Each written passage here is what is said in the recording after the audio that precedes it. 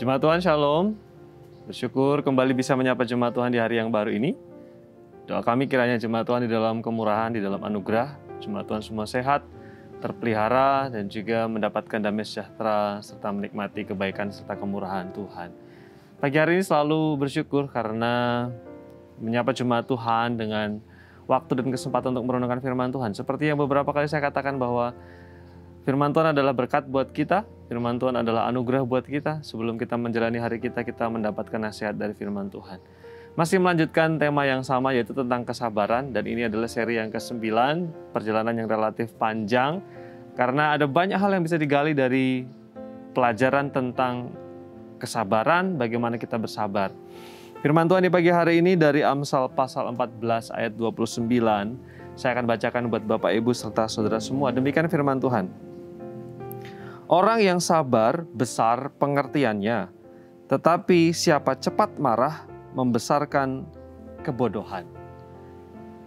Yang selalu kita yakini dan juga kita pahami bahwa Amsal adalah kitab yang berisi tentang hikmat, pengetahuan, pengertian, nasihat bagaimana supaya orang percaya hidupnya bijak di tengah-tengah dunia ini.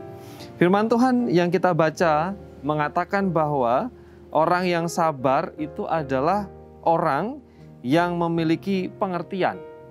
Orang yang sabar dipersamakan dengan orang yang memiliki pengertian yang besar. Orang yang sabar dipersamakan dengan orang yang memiliki hikmat.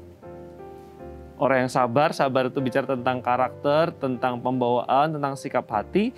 Tapi Amsal menghubungkannya dengan hikmat, dengan pengetahuan, dengan kemampuan mengolah pengetahuan. Orang yang sabar adalah orang yang mampu memikirkan, karena berhubungan dengan hikmat. Orang yang sabar adalah orang yang mampu memikirkan, memandang jauh tentang konsekuensi dari perkataan yang diucapkan, dari tindakan yang dilakukan, dari reaksi yang muncul. Dia punya pemikiran yang jauh ke depan di sana. Orang yang sabar adalah orang yang mampu menimbang, punya pertimbangan, hikmatnya digunakan untuk menimbang keputusan-keputusan yang hendak dilakukan. Orang yang sabar adalah orang yang mampu memilah dan memilih reaksi yang akan dia putuskan.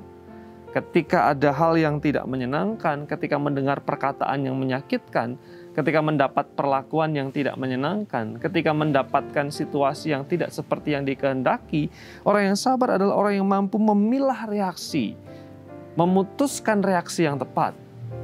Di dalam banyak kesempatan, di dalam banyak kejadian, kita ditantang, kita digoda untuk mengatakan perkataan-perkataan yang kasar. Digoda untuk bereaksi negatif. Ketika misalnya ada pasangan kita yang mengatakan sesuatu yang nggak kita setujui, di dalam hati kita, di dalam dada kita ada rasa yang mau keluar. Ada pikiran, di dalam pikiran kita ada perkataan yang hendak kita ucapkan. Ada hal-hal yang mau kita sampaikan. Ada tindakan-tindakan yang mau kita lakukan. Ada keinginan untuk mengatakan perkataan yang lebih kasar, tapi orang yang bersabar punya kemampuan untuk memilah. Di dalam sini ada dorongan, tetapi hikmat memampukan kita untuk memfilter, menyaring perkataan apa yang akhirnya kita keluarkan. Di dalam hati kita ada dorongan untuk bereaksi, misalnya membanting pintu, memukul meja, membanting benda-benda tertentu. Tetapi hikmat itu menolong kita untuk menyaring. Meskipun ada dorongan di dalam, tapi keputusannya adalah keputusan yang lain. Ada keinginan untuk misalnya pergi dari rumah, membalas, kecewa.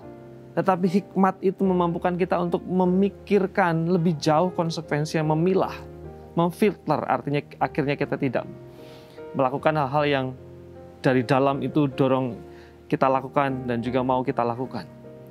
Hikmat, pengertian sangat berhubungan erat dengan kesabaran.